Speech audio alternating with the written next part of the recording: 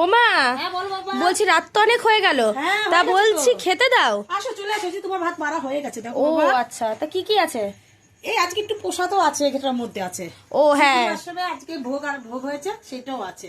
হ্যাঁ, আর আজকে আমাদের বাড়িতে নিরামিষই রান্না হয়েছে। ভাত হয়েছে, হুম, ডাল হয়েছে, আজকে বাড়িতে রান্না হয়েছে ডাল ভাত আলু ভাজা। হ্যাঁ আর ভোগের একটু খিচুড়ি দিয়েছি, হ্যাঁ বেগুন ভাজা, হ্যাঁ মিষ্টি, হ্যাঁ। চাটনি, আর এই যে সাবু আর এই দিয়ে একটা ভোগের এই। হ্যাঁ, এটা আমাদের গুরুদেবের ভোগের প্রসাদ, এটাই হচ্ছে মেন আজকে প্রসাদ। এটাই হয়েছে, আজকে মাছ মাংস কিছু হবে না, কারণ ঠাকুরের জিনিসপত্র নিয়ে রয়েছে তো, হ্যাঁ। তাই আজকে এই পদেই রান্না করেছি। হ্যাঁ, আর আমাদের এই দোল পূর্ণিমার দিনে নিরামিষ খাওয়াই নিয়ম এই 3-4 দিন, তো আমরা নিরামিষই খাচ্ছি, তার জন্য একবারে আমি গুছিয়ে নিয়েছি। তো আরেকবার বলে দিই কি রান্না হয়েছে। দেখতেই পাচ্ছেন সাদা ভাত, হ্যাঁ। তার সাথে হয়েছে ভাত দিয়ে খাওয়ার জন্য হচ্ছে ভেজ ডাল, হ্যাঁ।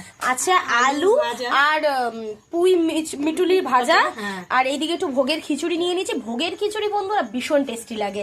তার সাথে আছে বেগুন ভাজা, চাটনি আর মিষ্টি। আর এই যে ভোগের প্রসাদটা আপনাদেরকে দেখালাম, Original এইটাই হচ্ছে অরিজিনাল প্রসাদ। তা ঠিক আছে বন্ধুরা, আজকে রাত্রিবেলার খাওয়া দাওয়া কেমন লাগলো অবশ্যই জানাতে ভুলবেন না, আর আমাদের ভিডিও আপনাদের কেমন লাগে সেটাও কিন্তু অবশ্যই জানাতে ভুলবেন না। আজ এইটুকুই, টাটা।